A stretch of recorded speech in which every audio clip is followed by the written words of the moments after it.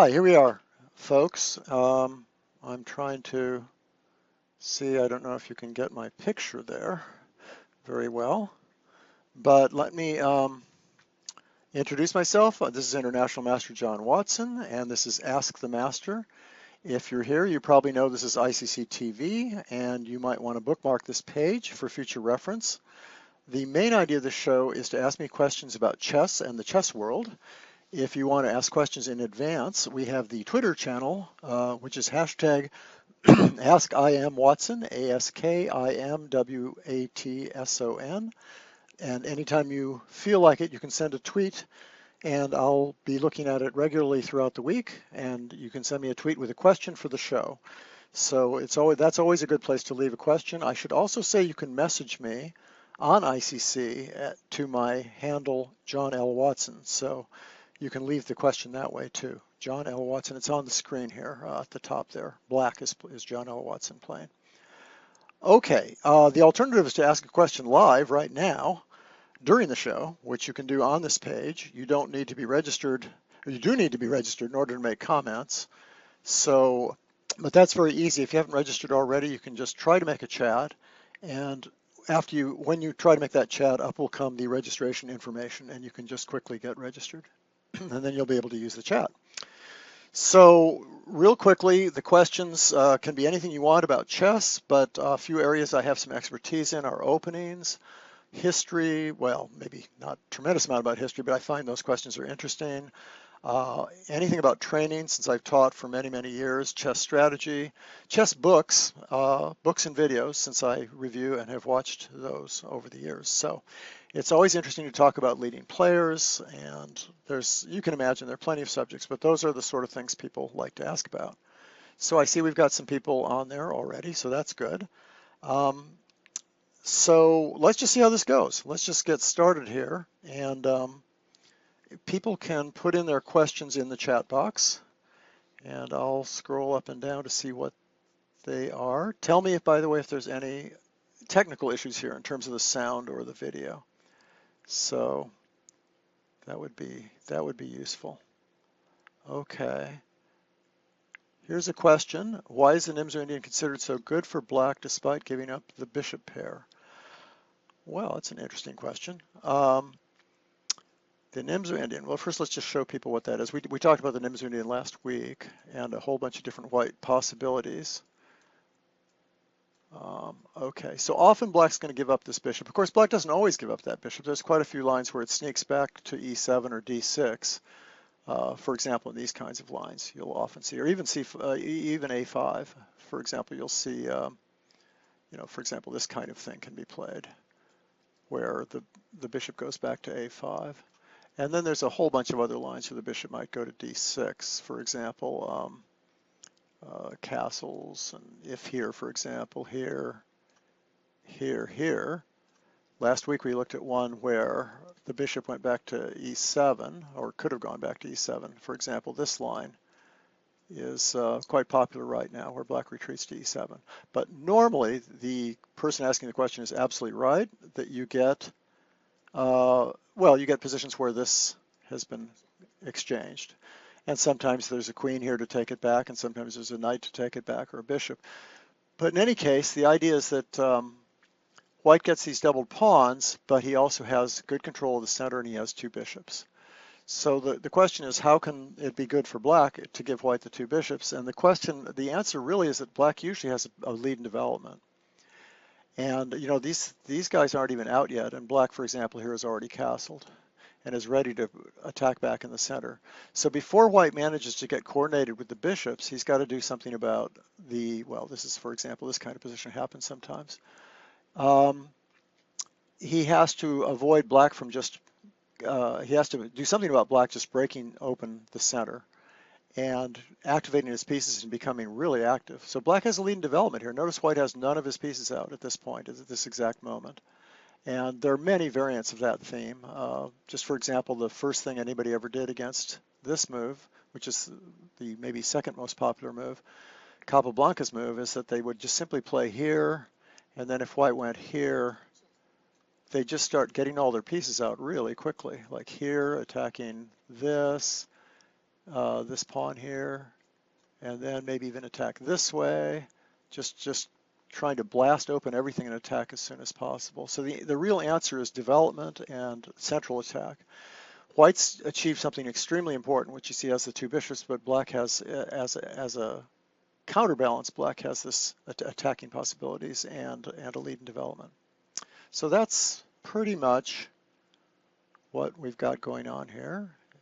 So remind me if anything happens in terms of the sound. Last week we had a technical disaster. I've tried to fix what I think were the issues related to that. New headset and turned off all my wireless devices. So here's a question, and we'll get to, by the way, the questions that were sent me over the week soon, but might as well take a couple from the chat channel first. What's a good beginner's resource? I guess that's for the English, meaning the English opening. Well, there's a great old book by Tony Costin called The Dynamic English, I think is what it was called, that has a complete repertoire for white in the English, which was pretty nice. That's fun. For the beginner, I guess most English books that I know about are fairly advanced. There's my volume 3 of the Mastering the Chess Opening series, which is devoted completely to the English opening. And I try to say a lot of elementary things because that series is based on it's based on explaining openings in terms of general ideas. It's aimed more at the average player than it is at the grandmaster. So you could think about that. That's my volume 3 of Mastering the Chess Openings. The most recent large book on the English is Michael Marin's series of 3 volumes. And it's extremely good. It's also very technical. It's part of the Grandmaster Repertoire series for quality chess, and there isn't much explanation. It's mostly just variations. But of course, ultimately, that's great. That's what you need, variations. The other difference between my book and that book is that's a repertoire book. That gives specific lines to play for white, very specialized and specific lines for white to play against whatever black does, whereas my book gives both white and black's point of view, tries to show all the different systems in the English. Okay, so that's a good question. I'm going to talk about the answers to Silman's questions. Yes, well, maybe I should do that. Jeremy Silman sent me a question, which is really great because he's, you probably all know his works. He's one of the leading writers, really, of the entire chess world, and certainly the most popular writer for average players who want to improve their play, as well as having done a lot of theoretical work and all kinds of good things. So let me just see where that question is. Let me find that question. It's actually sort of a statement as well as a question, and I might skip a little bit of it. Okay, here he goes. Here's what Jeremy says. He says, the Romantic era of chess, around 1820 to 1880, was filled with fascinating personalities. For example, Blackburn, who was also known as the Black Death. And then he says, why isn't any modern player called the Black Death? And unrestricted shenanigans, like drinking a bottle or two of whiskey at home, at the board while playing. And colorful players like Spielman, Tartakower, Nimzovich, Elyakin, and Reddy kept chess fans happy. However, after 1935, the crazy players were old or gone, and the new players, Botvinnik, Smyslov, Floor, etc., were boring nerds. Tal Fischer turned the 1960s into the golden years of chess, but after that, it's hard to find anyone crazy enough to interest anyone. So back to Nerdville, he says. Okay, that's Jeremy's introduction. He says, nowadays, chess fans follow the games of their chess heroes, but don't know anything about their private lives, and why would they want to? So his question is, skipping a little bit here, in the history of chess, name your top 5 most fascinating chess personalities of all time. So I have my own response to that, and I also got a contribution, which I will talk about. So I guess you'd have to define most fascinating, but it's pretty obvious from his question what he's talking about. He's talking about people who are eccentric and crazy and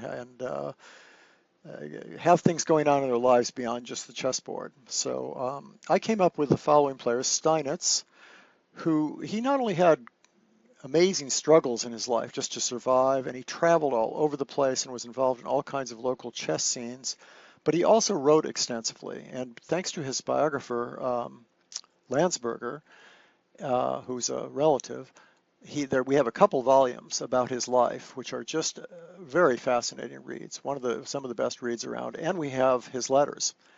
And in those letters, you'll see he's a very feisty person. He argues with half the people in the chess world, including other chess players and chess journalists and chess organizers. And it's just wonderful stuff. And then, of course, he ends up in an asylum, so that makes it even more fascinating from the point of view of crazy chess players.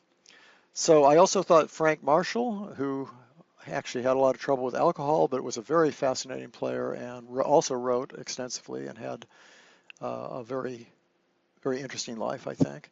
Aaron Nimzo-Indian, of course, is famous for being eccentric and opinionated and antisocial. And Bent Larson was extremely well-read and cosmopolitan.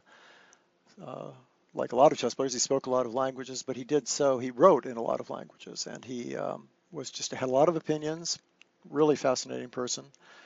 Misha Tal, obviously, just radiated energy when you were around him, and just everybody loved Misha Tal, and he was a blindingly fast thinker, and he was also eccentric in the sense that he was very detached from the world's realities. There's lots of stories about Tal, and then on top of it all, he was a heavy smoker and a heavy drinker, which always makes people more interesting in a way.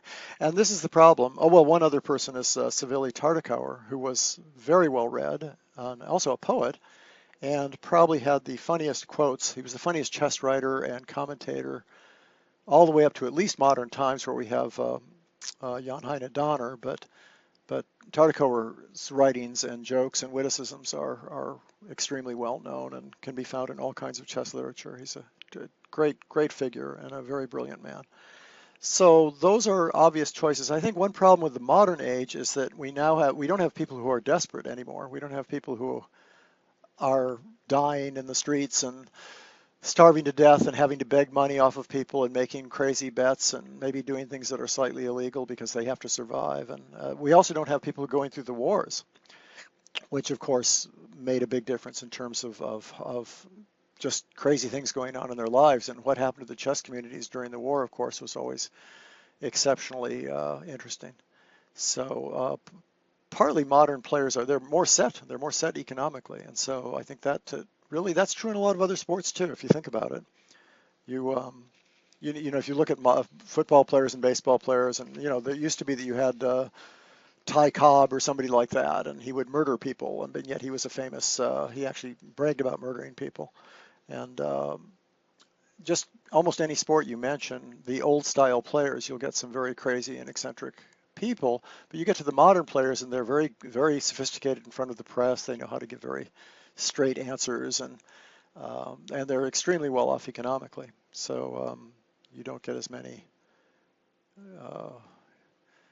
Well, I mean, if you look at any sport, even football, players used to be criminals. A lot of them were criminals, and they would baseball also, and they would do dirty things during the games and brag about them afterwards. I think the Raiders linemen that said they had razors in the middle of the game that they used, and so that's part of it. Now, I have an answer about this from Kirk Gazarian, who is Captain K12. He loves chess history, and he says that the following players had especially interesting lives, so I'm going to read this. Zukertort, who was a soldier, a musician, a linguist, a journalist, and a political activist. He died 2 years after his loss to Steinitz. I believe Zukertort also had big economic problems. Elyekin, who lived a colorful life during 2 world wars. He lost a fortune in the 1929 stock market crash. His brother was assassinated. He was married 4 times and was probably the most alcoholic player to play 5 world championship matches. Then there's Deschapelles. His parents were born in New Orleans, Louisiana.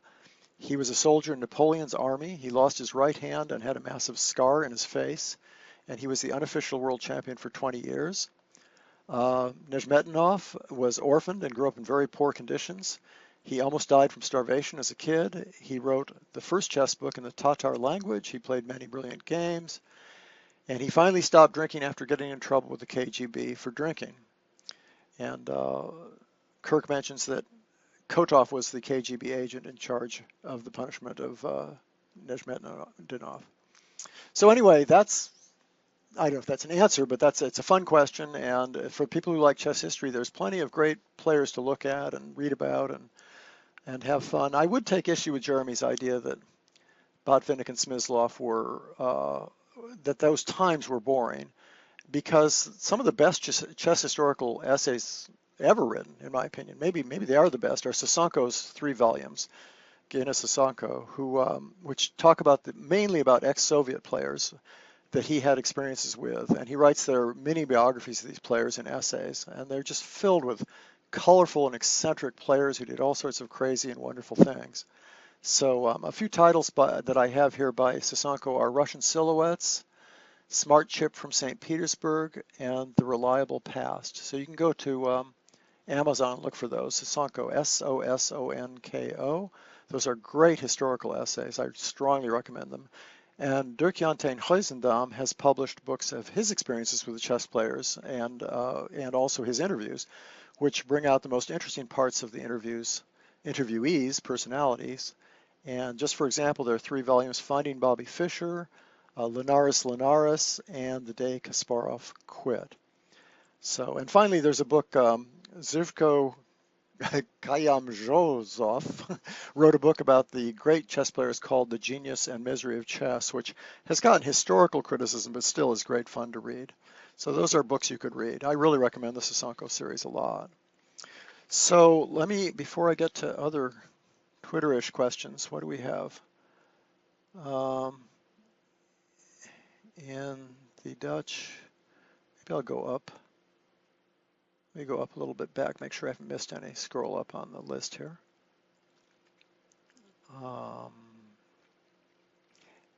In the Dutch, Bishop G5 Teed, Delmar. Does it really work? I just don't understand that. Captain K12 is going to have to ask that question one more time and tell me what he's actually asking. Maybe a little more specific. Shock says, the funny thing about a lot of Tartakower's writings is that they were done very quickly for money. That's great. That's good. And Jeremy Silman we have on, folks. This is the famous I Am Jeremy Silman, and he says fantastic books. I think probably meaning the ones by Sosonko, but in any case. So let's see about other chess questions.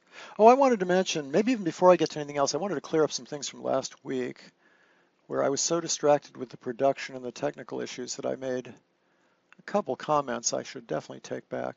Here's one, not take back, but clarify or change. I was talking about the Smith-Morra Gambit in our book, this Taming the Wild Chess Openings book. And for some reason, while I was talking about it, I was showing these moves. This is completely wacko. You must have all thought I was nuts. But I was showing these moves with the move Bishop C5, which there's a recent pamphlet about, a recent monograph about, and has been suggested before. It's a very interesting irregular opening that has actually gotten some attention recently. I don't know. So it was on my mind, I think. But the Smith-Morra is, of course, this.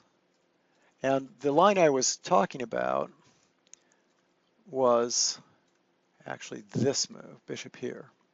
So it's a different kind of bishop c5. So that's the line I was talking about. This is a fascinating line, very, very seldom played, nothing much, people don't talk about it.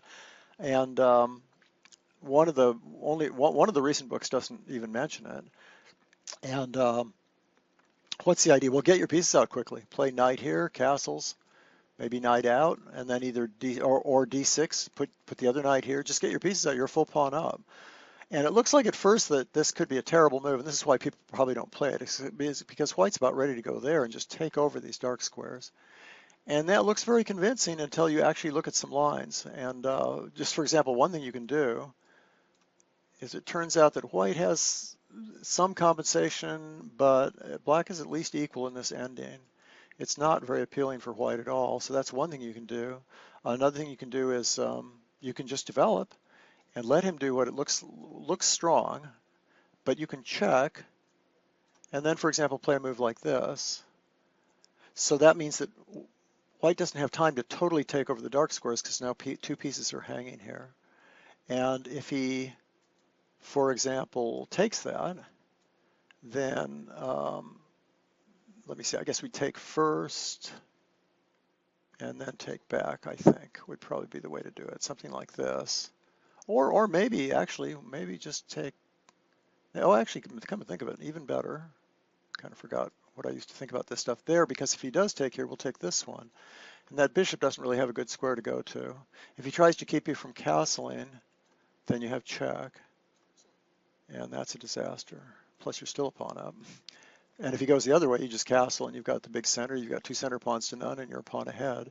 It's a great system. I won't go into that much detail. If you're interested, you could either get our book or just examine it on your own. You don't really need a book to do it. But anyway, it's a fascinating line. And then after that normal-ish looking move, you can play. You can either go there. It turns out again, e5 is no big deal.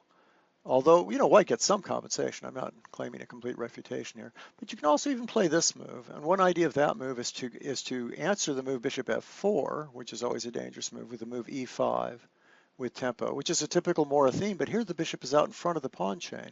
So that e5 move makes even more sense. And after that move, you can just develop, knight e7, knight f6, whatever. It's a fascinating line. I recommend you look into it if you're playing the black side of the Smith-Morra. Okay, so that was just something I wanted to mention. Oh, I was also asked about the Borg, and I had to actually go look up what we said about the Borg.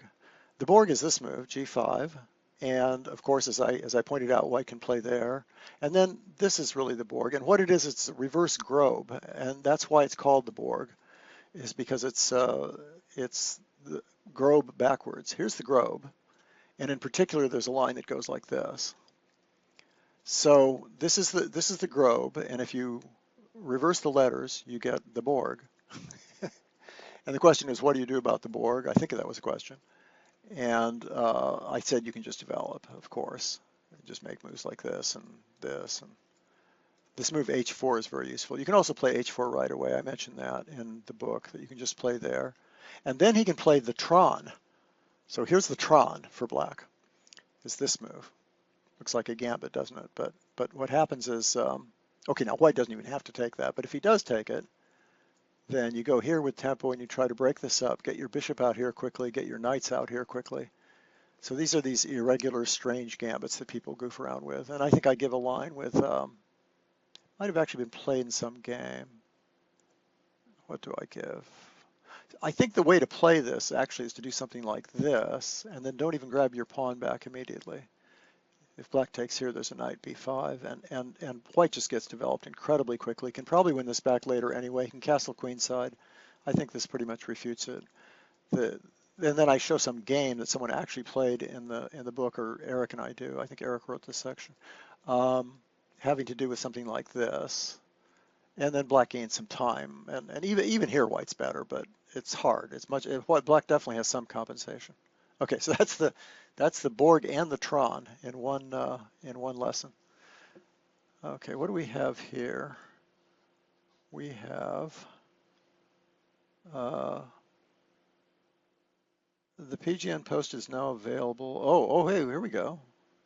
Here we go. Yeah, Jeremy confirms those are the Sasanko books. Okay, we're talking about, they call it, yeah, I had a feeling this is what he was asking, but I wanted to be sure. This is the Dutch variation with bishop g5. And frankly, there's probably 100 pages of analysis on this stuff, so there's no easy question about whether it's good or not. I know people have claimed that, okay, so here's the idea. Let me go slowly. Bishop g5 is an odd-looking move, but it prevents e6, and it means that if black plays knight f6, maybe white can take that in some cases. So it makes sense, and it develops a piece. And the initial problem with it, you would think, is what happens if he just attacks it, and then if he goes back, well, he's going to lose a whole piece, because if here, and if here, here, and you might think this is suicide. But of course, now white has this move, for example, threatening checkmate in return. So things get very complicated. Now you can also play right after g5, the move e4 or e3, and the line being given here by our chat people, this is useful, is here, here, e3. Oh yes, now h5 stops queen h5 check, and it also means that h4 is a possibility. For example, if takes, you could play h4 and you win the piece anyway, trap the piece anyway. This is great stuff. I don't remember the theory. I know that in a lot of Dutch repertoire books they give an answer to bishop g5, and the answer is always a different one. So I think there's several ways for black to play that are okay. I've gone past the scroll bar here, so let me just see what he says here. Okay, so h5, bishop d3. Oh, this is cute. This is very cute. I like this. Okay, bishop d3, threatening checkmate, bishop g6 checkmate, and now the blunder, rook h6, trying to stop it because check here, mate. So that's a very cute way to play. I do know that most people as black think that the bishop h4 line is not that decisive. I think what happens is you just play bishop g7 at some point and allow the check. We have better experts around here about that. You might want to throw this into the chat box thing. For example, let me see, after that move, for example, wait a minute. Even here, maybe you can you play there maybe? There's a rook h7 idea too, to stop checkmates in some positions, I remember. But there's also the idea of just being able to play king f8 and keep things under wraps, although right now this wouldn't work, would it? It's bad timing. Maybe you don't play f4 immediately. Maybe a move like rook, bishop g7 here, for example. Anyway, there's a lot of analysis on this kind of thing, and it's basically the sort of thing you just probably want to look up. But I think it's okay for black. Okay, about the bird opening, which someone mentioned last week. In Volume 4, Mastering the Chess Openings, you discussed knight h6 as a black response. You might want to mention that, okay. See, this is a great thing about writing books. You don't remember your own suggestions. Well, that's kind of cute. Yeah. So that's a possibility. Almost anything's possible against the bird, because after all, it doesn't develop a piece. It doesn't move a center pawn. It doesn't help to get castled. And knight h6 makes a certain amount of sense because already the bishop isn't going to be able to attack that square with tempo. So that's kind of a cute idea. And I'm not sure what my idea was for sure, but I guess if this move to stop knight f5 at any point, maybe you can sort of break down that point. In other words, if he plays e5 or if he ever takes, you're going to have that f5 square. Yeah, knight h6, that's fun. Just get a piece out and figure out what he's going to do. It also goes very well with the anti-Dutch systems. For example, if white plays that in the reverse Dutch systems, for example, white often plays this kind of system. Here, let me just, let me even just show you some main line like this. This could be played for black, and what that's analogous to is the Dutch systems with this kind of position. And now black can play either e6 or g6, but in either case, white often will, instead of playing knight f3, he'll play knight h3, which leaves this knight free to come here, and leaves this knight to go to that square in a lot of positions where it can be really effective, because he controls a lot of good central squares. And if need be, like against a stone wall or something, you could even play the knight up. I'm not going to get the timing right here, but and then later the other knight back. For example, something like, I don't know, something like this. And then you have more control over that square, and you might even increase the control more with a move like that. Don't follow those moves move by move, folks. Don't try this at home, but the idea is good. The idea is sound. Okay, the specific move order was a little odd there, but that's my fault. Oh, also after d5, black could consider knight h6. Yeah, exactly. So if you play d5 and he plays here or something, you could play this now, and then he can't even play e4.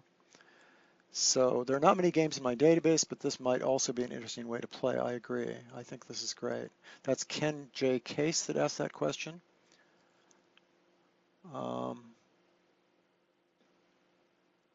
Okay. Well, so we don't have the crazy technical problems this week, apparently. At least nobody's complaining. Okay. I don't know if anybody watched the games today, but it turns out we have a couple of new entrants for the candidates tournament. The candidates tournament for the World Championship, because yesterday Svidler qualified by beating Geary, and Geary's going to get in anyway because of his rating. And today Elyanov apparently lost in a winning position against Karyakin, so Karyakin's going to be in the candidates. So we've got an incredible setup for the candidates next year. We have okay, Anand obviously, we have Svidler, and we have the usual suspects: Nakamura, Caruana, Topalov will be in by rating, I'm sure. There's also a wild card that hasn't been decided yet. I was told that because it's in the United States, very well Wesley So might get the wild card for the candidates tournament. The candidates, for those of you who don't know, are the qualifier to play the World Championship match against Magnus Carlsen. And it's in a tournament form, which is really great because it's just so much more exciting and everybody gets to play against everyone. You can say everybody gets a shot against the person who wins it. So, so that's I really love that system. I love tournament formats. I think they're really great for qualifying for the World Championship. So that'll be exciting. So what else do we have here? Okay, no other comments right immediately. We have a question on Twitter from John Hartman. He says, what do you think is the most promising sideline for white in the Winawer? So let me take a look at that. Obviously, because I love the Winawer as black, I don't think anything's that good. There are many, though. There's many different ways to play it, and none of them are extremely popular, and that's why they're sidelines. But they're all played, and they've all been played by very good players. Probably the most popular one, certainly the safest one, is this move, which stops these pawns from getting doubled. And it does involve a sort of a gambit. I mean, black does win this pawn, and if white then allows black to take here, which he does, black can theoretically defend that pawn. But if he defends it with a knight, then he'll lose it eventually anyway. Maybe after this, he's going to lose that pawn anyway. And if he defends with a pawn, this may be slightly more playable than people think, but this traditionally has been thought to be very good for white after either f3 immediately, or maybe bishop f4 first, and then f3, or maybe even bishop c4. It's a very promising gambit for white, and most players just think this is almost a question mark move. But in fact, if you play it really, if you do a lot of analysis of this, it's not that clear that black can't get away with that move, and it's just yet another interesting line. But normally what black does instead is he tries to counterattack in the center here, and white has to defend it because he's still a pawn down. He doesn't want to lose this one. And then black will usually play here, for example, and white will play this also as a gambit. Well, actually, one thing he does sometimes, sorry, maybe the more common move even is this one. Still threatening this. And then, for example, if black plays there, white has time to take this. And then black, for example, can play there and force white to give up his bishops. That's sort of standard line. A lot of ways to do this. So knight e2, there's a lot of different answers. Another thing black can do is play this way and get a sort of normalish French sort of structure, where he's going to try and break with c5 and maybe f6. And well, there's various things that can happen. Oh, and this move, which is what Berg suggests in his book, and for 3 editions of Play the French, it's the move I gave as my main line, actually. Fascinating move, really fascinating move. The idea is that you're going to save the bishop once it gets attacked. Go here and get more pressure against the center. So, okay, so that's knight e2. Knight e2 is safe and interesting and definitely worth learning. Some of my students have played it. There are many other options. I just don't think they do much. I don't like that line much at all. I think losing time with your bishop in the center after an eventual knight f6 is not very productive.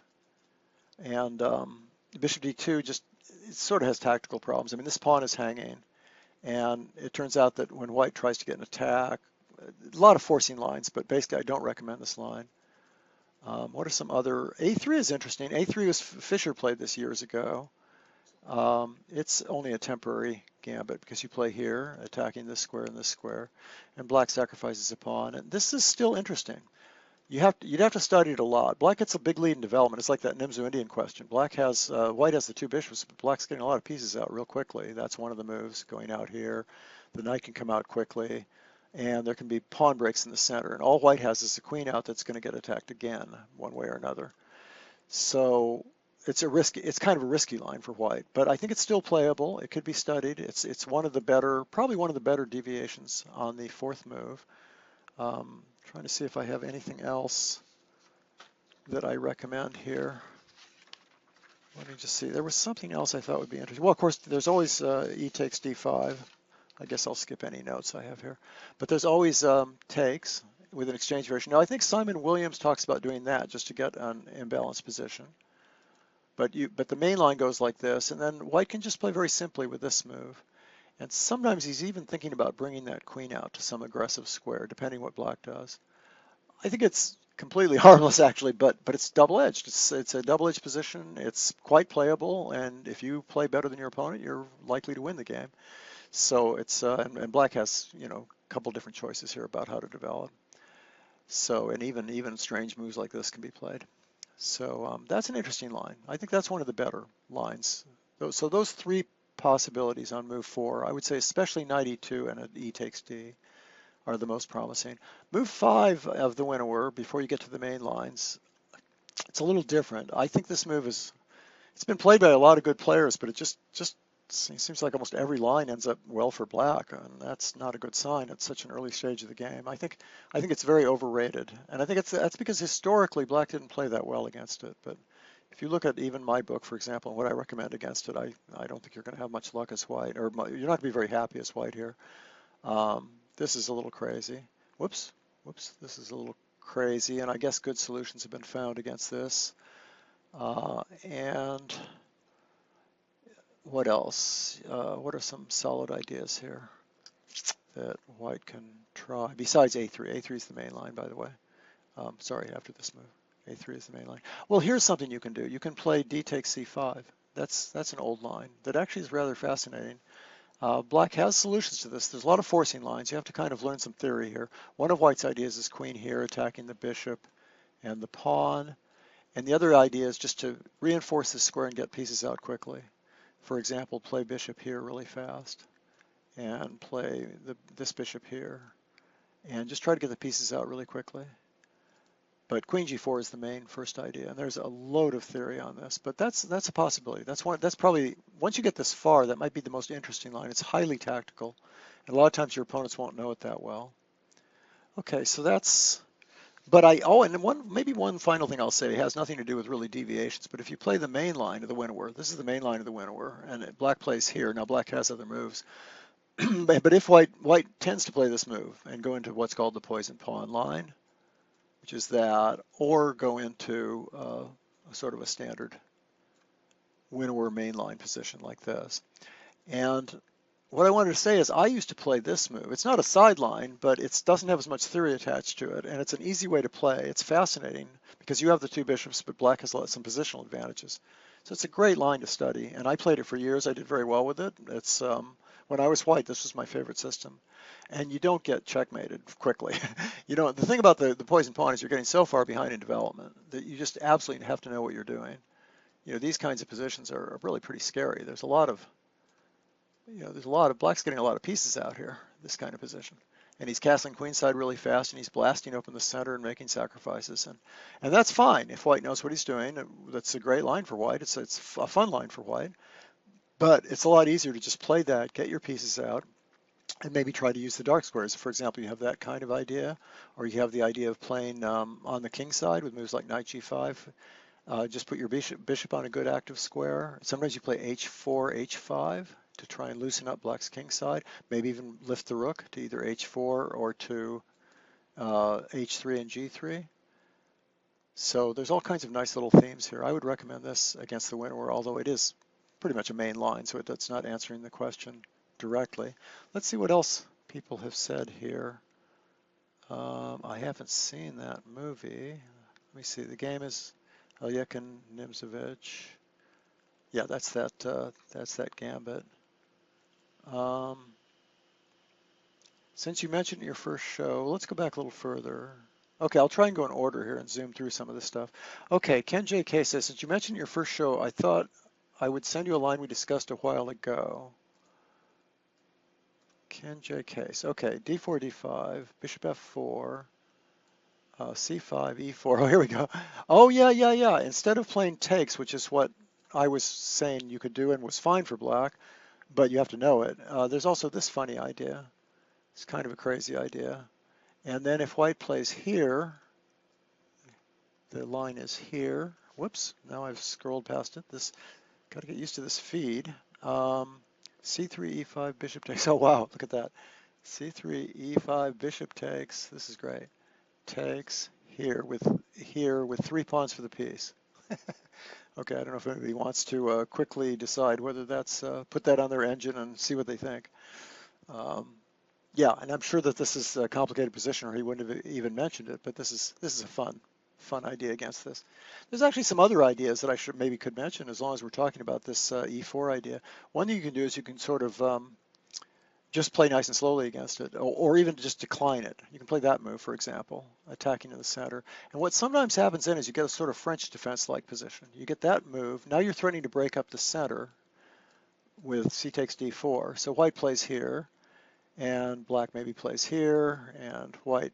Now here's where it gets kind of interesting. There's kind of this queen b6 move coming, and there's also an attack on the center coming. So an interesting move for white is just to go back voluntarily.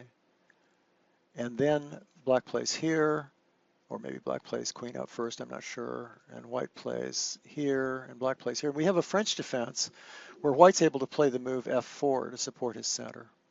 So all kinds of crazy things can happen here. For example, if white plays f4 now, and black plays here, and white plays here, all natural moves, black can sometimes play crazy moves like that.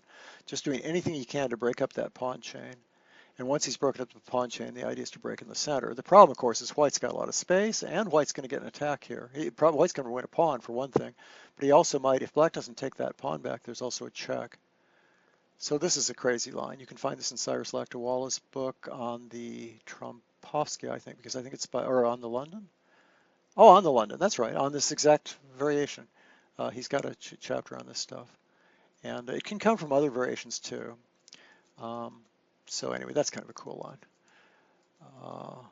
And let me just see. So that was a question about that London line. The movie Pawn Sacrifice, what do you think? 1 to 10, I give it an 8. I didn't see it. Isn't that terrible? And we have, I took my son, okay, here, BJH13, you can see these comments, but I'll just quote it. I took my son a couple of weeks ago. I thought it was good, but not amazing. Liev Schreiber was great as Spassky. I've heard that. I've heard the Spassky character was really excellent. What do you recommend against the Nimzovich variation of the French Queen G4? Good question. Okay, Queen G4, he means in the advanced variation, right here. This is the famous thing that got satirized by Hans Kamach as the immortal overprotection game. One of White's ideas is that if black makes sort of normal moves and tries to break up the center, he's going to put a lot of pieces behind that pawn. He's going to, for just as a sample sort of idea, not exact moves, but let's say black just made a bunch of sort of normal looking moves. White's going to just protect that as much as he possibly can. It's called overprotection of the key point in the center. And then black's going to have a hard time getting organized, is the idea. So that's the sort of the theoretical strategy. Now the actual lines, of course, are very different. Yeah, I recommend just playing. I think one way of doing it is just playing very normally here. Go ahead and play that move, and go ahead and take that, and then just proceed to attack the center with f6, for example. But a move I mentioned in my book that I think is really fascinating is this move. I think Botvinnik may have first come up with that move, or at least that's the first time I saw the move many, many years ago. And one idea is that now if he plays here, which is sort of a natural looking move, and you take, well, white can't just leave that pawn sitting there because black's going to also, I mean, he can leave it sitting there, but it has something to do now. It has d takes c. It's not a static position like it was before. For example, in this position, that pawn's not going anywhere. It's just sort of stuck. And that means that it's hard to get open lines, for example. But if you play queen a5 check first, first of all, you're not going to get that pawn back because it's going to take here. Or if the queen takes, obviously, look what's happening. Extra tempi on the queen. You can imagine that that's good for black. So what white has to do is something else. Well, you might say, well, he can do anything he wants here. He can play bishop here, for example. But then when the queen comes back, there's threats on both these squares, particularly b2, and it's a little awkward to defend b2. So that's kind of the idea. And I could go on about other things. The play knight bd2 is not particularly good because white's tied down. He really doesn't want that. It means that this bishop can't come out anymore, which means, for example, that black can win tempi with moves like that, and there's no bishop takes h6. Whoops, excuse me. I'm quite an arrow drawer. Let me try that one more time. There's no bishop takes h6 move, as there would have been if white hadn't played knight d2 after queen a5 check. And that means this knight can go to the square it likes to go to anyway, which is f5, putting more pressure on the center. Anyway, it's a cute little answer to queen g4 that I think works very well. Okay, so what else do we have here? We have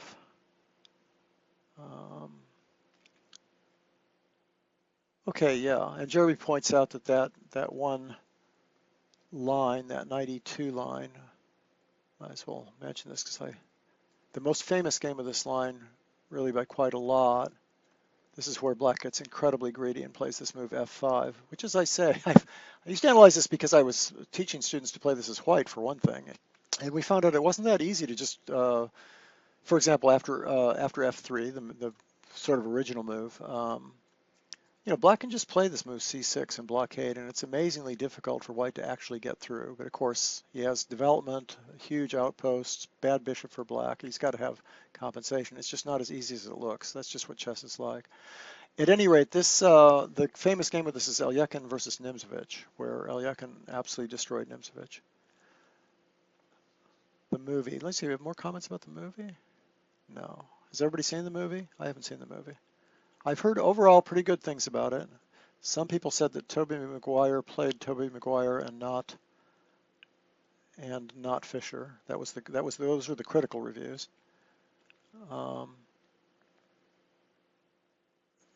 Jeremy also had particular personal experience with that movie because he was a consultant on the movie and taught Tobey Maguire how to move the pieces, which, by the way, before Jeremy told me that, I was told was one of the good things, is that he moved like a chess player.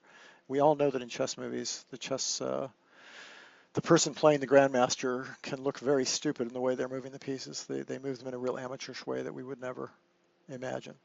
So here we go. 72% on Rotten Tomatoes. That's a review site. Really fun. Rotten Tomatoes is a great site. Okay.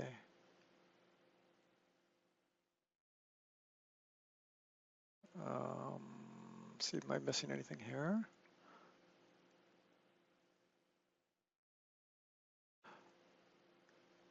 Oh, you know, that resource on the English too, I was thinking about that. Books on the English.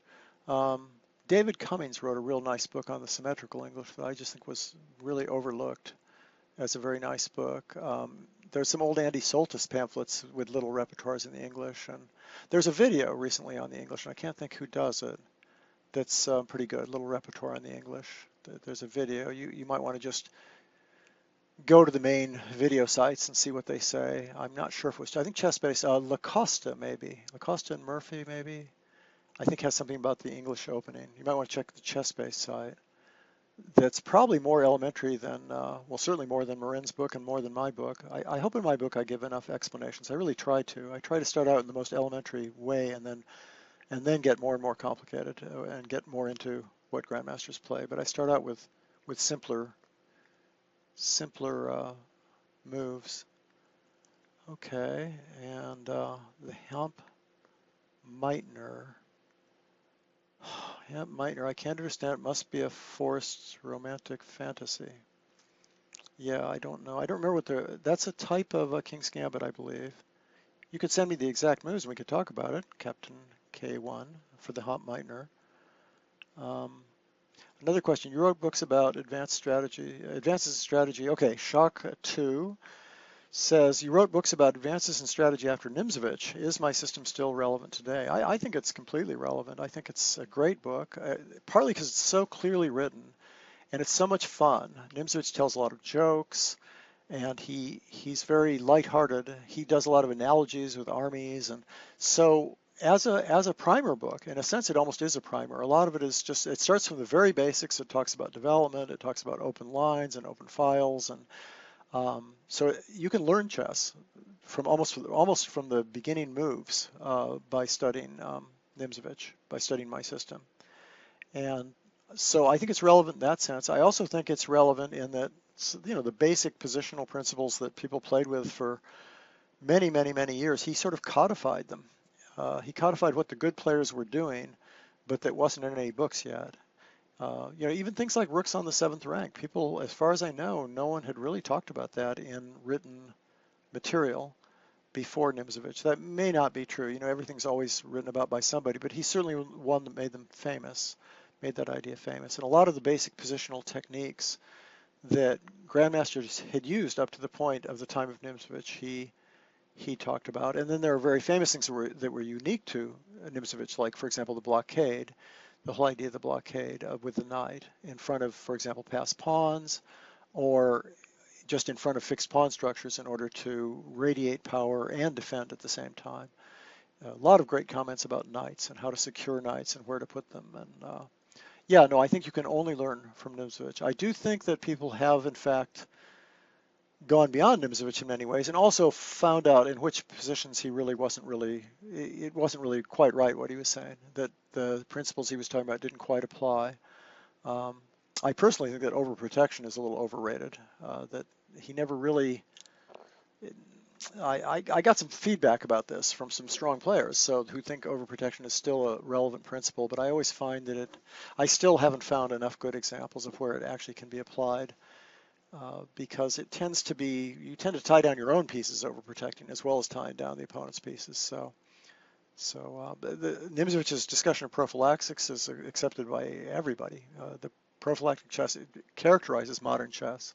So that's something that you get out of Nimzo-Indian that he came up with, and in quite a bit of detail, talked about in a lot of detail. And that's, so I guess the answer is definitely yes. Let me see, what do we got here?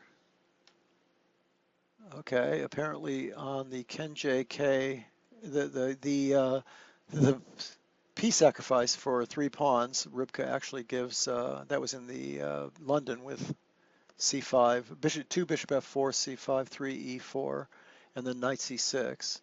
Apparently Deep Rybka favors white slightly. Let's just keep going here. Okay. Jeremy Selman says, there seems to be an avalanche of books on the French. I suspect you've seen them all. Which ones are your favorites? Well, I certainly have seen them all. In fact, most of them came out before my Play the French 4. So as opposed to some books I've written where right after I write them, a bunch of books come out and they're able to use my books, it was kind of the reverse this time. So I was able to use everybody's books and get strong opinions about them. And and there were some that came out afterwards, like Berg and Ogar and the Tier List came out afterwards. But let me think about that. Which one? Well, okay, I guess my very favorites, I should say in the French, were Berg's books, Emmanuel Berg's books. They're not very good for the beginner in a way. There's no explanation really at all. I hope I'm not slandering him by saying that. There may be some explanation, but it's extremely limited. It's basically analysis. It's another of those Grandmaster Repertoire series books from Quality Chess.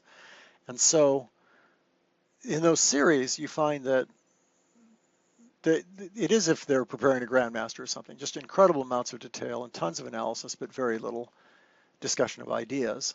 Nevertheless, his analysis, Berg, it's his Manuel Berg. He's played the French his whole life, and I think he actually took up an awful lot of the lines from my early editions of Play the French when he was younger, and has developed them further and further, and come up with more ideas over the board, or played more ideas over the board than any other player I can think of in the French defense, well, since maybe Ullmann or somebody. But of the modern French players, he's come up with the most amazing and wonderful ideas consistently through his whole life.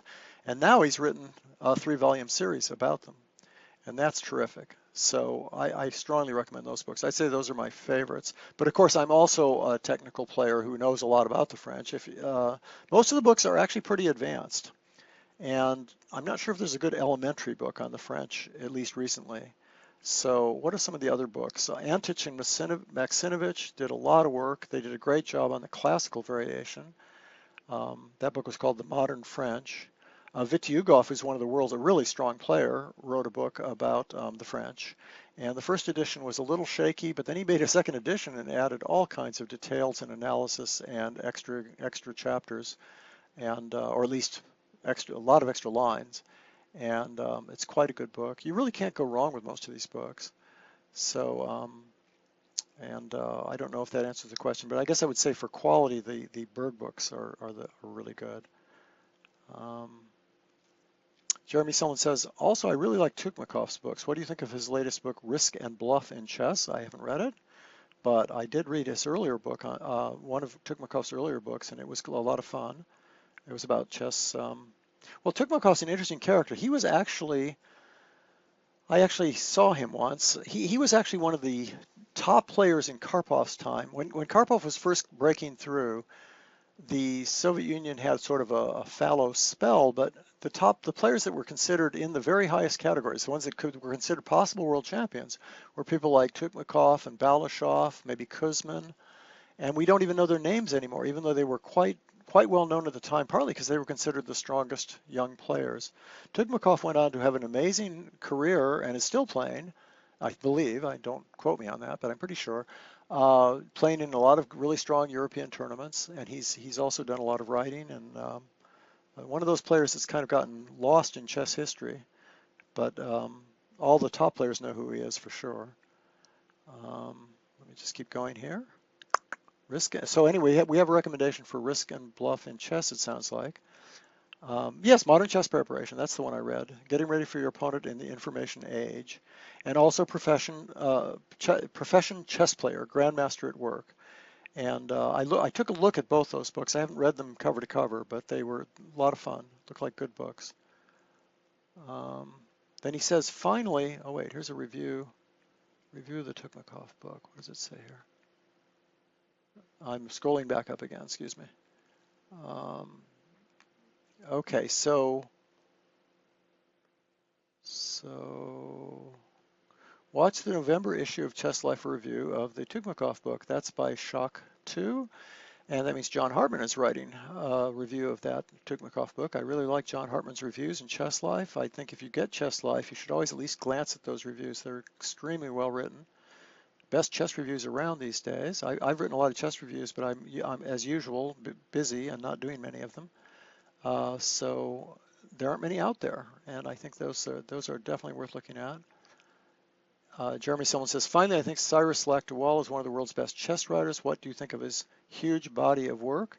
Cyrus is a friend of mine. Cyrus lives within a mile of here, actually, and we go visit from time to time. And I've actually helped him with his books a little bit because he'll ask about this line or that line, or we have a good time. I kid him about all of his lines being unsound, and so we have a fun relationship about that.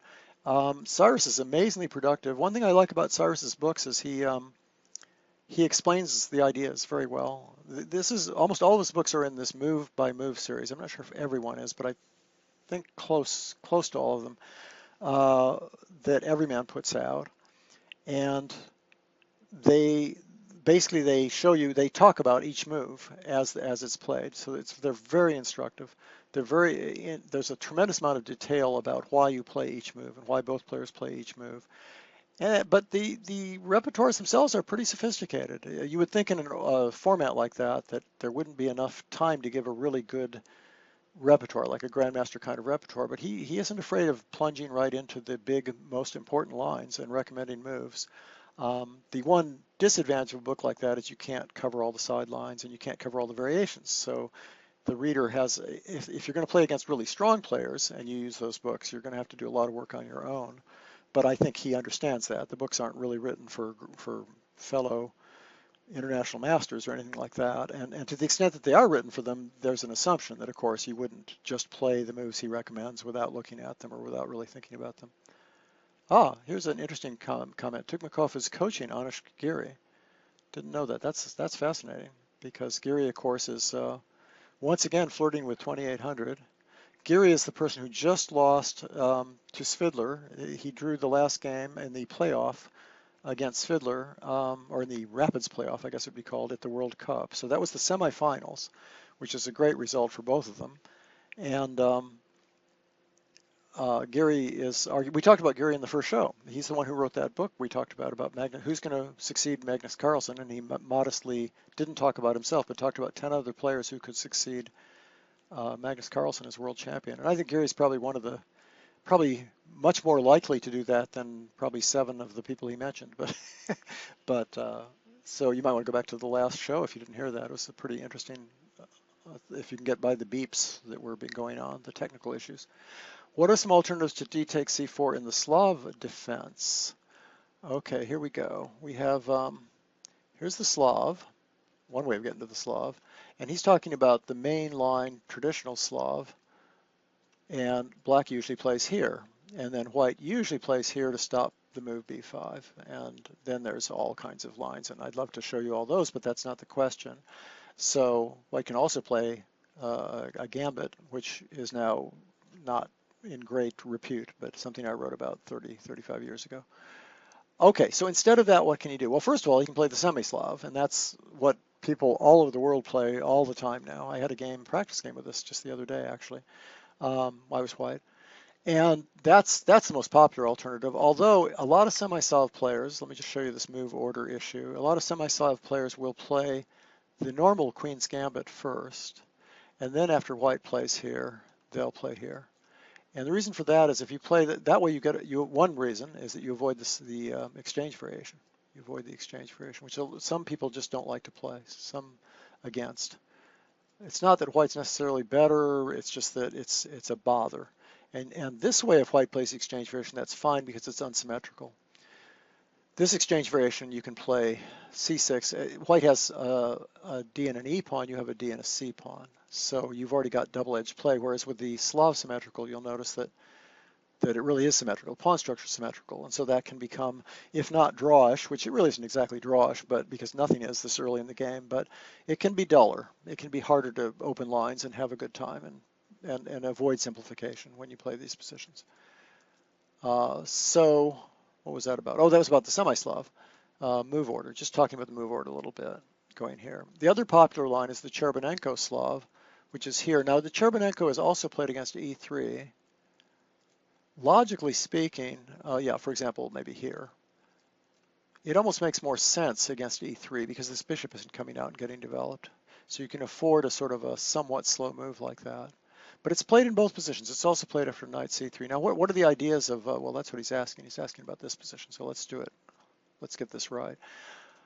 That move. And what are the ideas here? Well, let's just say white plays kind of slowly here. One of the ideas, well, a couple ideas. One thing is just sort of it's a high-class waiting move. It prepares to play pawn takes pawn followed by b5, and you don't have to worry about a4 as much because you've already got that b5 square covered. So there's sort of a threat of just taking on c4 now. Just to show you that, the idea of this is if you played here now, there wouldn't be time. For example, after that, you could play here, and there wouldn't be time for white to get that pawn. I mean, white would have plenty of time to get his pawn back in this position. Black can't stop white from getting the pawn back. But if, for example, white played a slow move here, and black took, whoops, I'm sorry, after this, and black took, well, that's a whole pawn now, because, for example, if he tries to get the pawn back that way, you just go here. And then if he goes here, you don't have time to take twice on this square because black can simply defend his rook. There's other moves too, but he could just defend his rook, for example. And now notice that this little tactic that often works doesn't work because the rook is defended this way. So a6 has the point of threatening d takes c4. Now white doesn't allow that usually. White can play a4, for example. That's often played, sometimes in conjunction with this strange move g3. It's an interesting combination. And white can play, oh, and by the way, another idea of a6 is that in this kind of exchange Slav, a6 is a very useful move. Stops bishop b5 check, thinks about playing, stops knight b5, thinks about playing b5 for black also. So that's a useful move. What are some other ideas? Well, one of the main ideas here is to play b5, to play the move b5. You might not play it right away. For example, in this position, a lot of times people play this move first. Or they even kind of go back into a Semi-Slav sometimes with that move. But b5 is one of the main themes. And another main theme is that if white plays some sort of queen b3 move, for example here, that a6 allows you to defend with the move rook a7, which looks very artificial but is actually very useful. And once this pawn moves later, that rook can swing over to the center. Or, of course, you can play b5 right away. So those are some of the ideas with a6. Now let me think for a second. What are other moves in this position for black? This move is considered bad because of this move. And now there's two ways to recapture, but they're both, the problem with this move is there's going to be an e4 kind of possibility. White gets a big central majority. Let me just show you that. One move he can make is this right away, hitting here and putting some pressure here. And another move that can happen very quickly in a position like this is this move knight, not necessarily immediately, but this move knight d2 threatening to go there, is that it turns out to actually to be very hard to stop e4 in a position like that. So for example, let me see if I can do that. Here, white would probably have some tactics. This is the kind of position where white starts getting some real tactics going. But maybe e4 right away is possible. But if it wasn't, you'd always have that move, threatening e4, and there's nothing really black can do about that, because if he takes, there's still nothing he can do about e4. So my arrows are getting cut off here. All right, so the point is you think, okay, well, so he can just take that way, but then we have this problem, hitting this square. And it's hard to defend, because if black plays here, there's knight takes. If black plays here, there's knight takes. And if black plays here, there's knight takes. And the reason that there's knight takes in this case is because you have check. And then you take back, and you've won a pawn. And you still have a big center. So queen b3 is awkward. And you might say, well, why doesn't he just play b6? And the problem then is there's going to be a bishop b5 and a knight e5 kind of idea. Maybe knight e5 right away, maybe even this move right away. I'll bet that probably works. Just for example, something like here, check, here threatens mate, and maybe threatens g4, g5, for example. Just to show you, if he stops mate with that move, stops that idea, then you play g4, and whether he takes this or not, that's going to start hanging. So I think this wins a piece or something.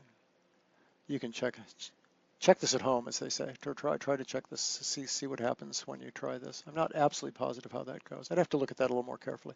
But that kind of theme exists, and it's very dangerous. I think you'll find it's actually a win for white if he plays the right order. You have to be careful about the order. So the answer is yes, there's a6, there's e6, but there isn't. Bishop f5 just is going to be frowned upon. And what else could black try here? Are we running out of ideas?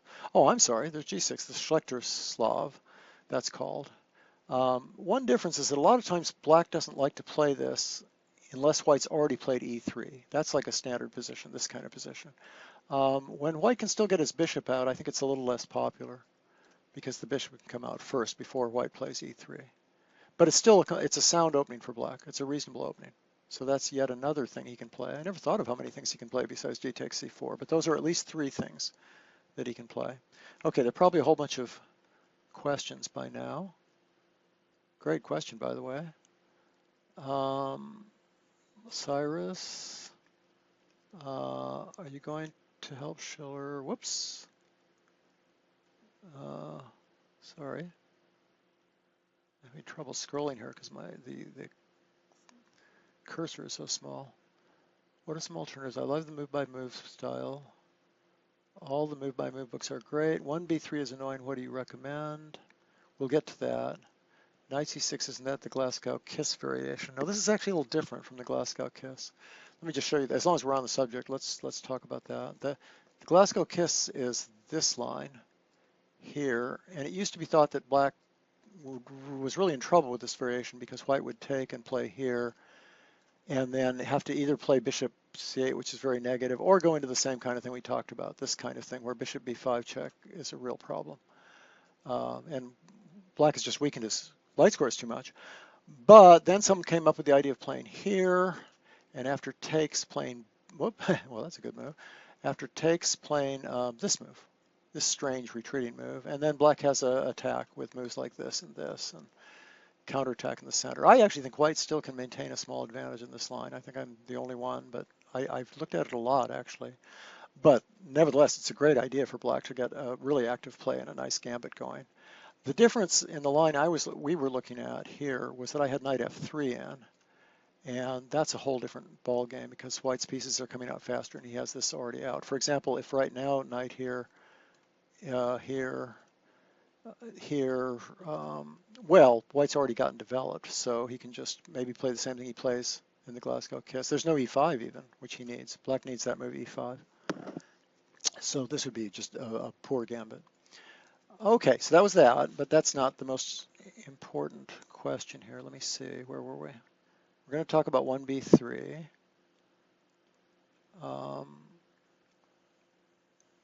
I recently had a bad game. Oh, okay. Well, we're still in the Slav. I'm sorry, I'm skipping some questions that have been asked. I'm not going in order, but since this is a Slav question, let's take a look at it. What about something like d4, d5, c4, c6, knight f3, d takes c4? Yeah, you'll see you can find analysis on this line in a lot of different sources. One source you can find is the Graham Burgess's A Cunning Chess Opening Repertoire for White, where I think he gives really good analysis of this. It's not terrible for black, but white's going to have the 2-to-1 central majority.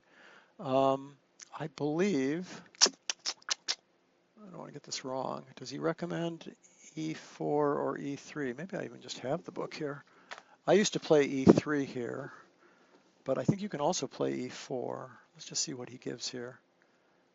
I remember thinking that this section was very interesting.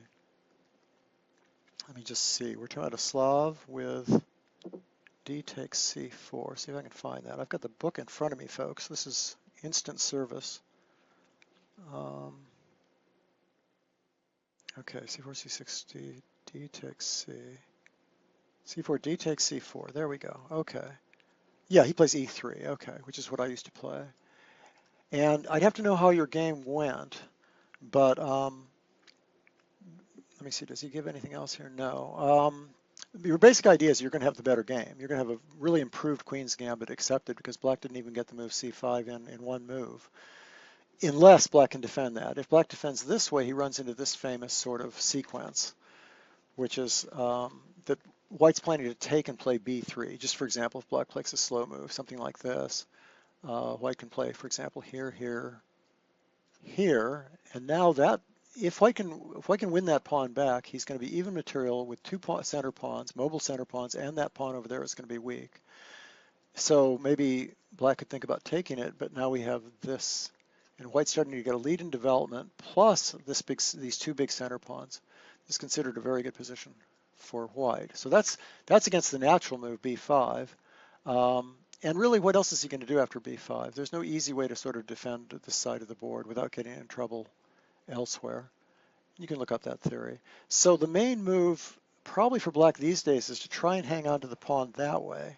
It looks artificial, it blocks off the e-pawn, but it does, I should show you one other idea. There's one other idea here that I don't know if he talks about. He must talk about it. Oh yeah, it's to play something like here, here, and here.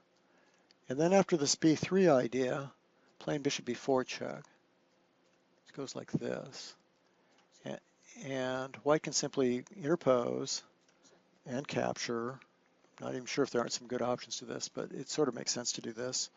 And the idea is now if he plays there, he can't get b4 in because that's with check that bishop takes, and that c-pawn will fall too. So the way that black does it is he gets his two pawns going on the queen side, but notice that his develop is way behind. So now white plays this move with the idea of queen a4 check, or maybe even c5 and bishop b5 check. And he still has the center pawns, and it just turns out white's a little better, even though these pawns look really strong, and it's very hard for them to advance. So that's a known line. So the main line, I guess, that would be interesting here, if you were black and you wanted to play something sort of interesting, is this move. But then now it used to be that white would play here, and I won't go into a lot of detail, but that is a non-developing move, and black can get counterplay in the center. It's a very complicated line. I'm not going to go into that because what he recommends is simply, Burgess recommends is simply, okay, we'll get that pawn back later. We've got the center. We're not going to goof around. We're just going to get developed and then worry about winning that pawn back later. And he gives a lot of variations here, but basically you still have the idea of playing a4 and then either knight a3 or knight d2 and just taking this pawn. And you have the idea of playing queen c2. For example, he gives a line with here, trying to defend with knight b6, and okay, let me see. Oh, I'm sorry. Okay, so if there's a slow move here, white plays queen c2, I guess. And let me see what else there is here. Well, b5 immediately is a move. This is what happens if black tries to actually hold on to this pawn. Here, here, here. Now this move threatens to play knight takes b5, and so presumably a6, and white plays this nice move b3,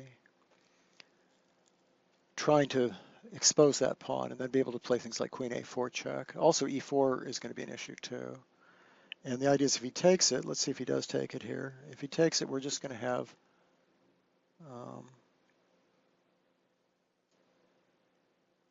knight d5. That's interesting. Ah, how interesting. Okay, instead of taking something on b5, we get this very nice idea of going here, followed by here. So that's a nice way to play. Okay, guess what?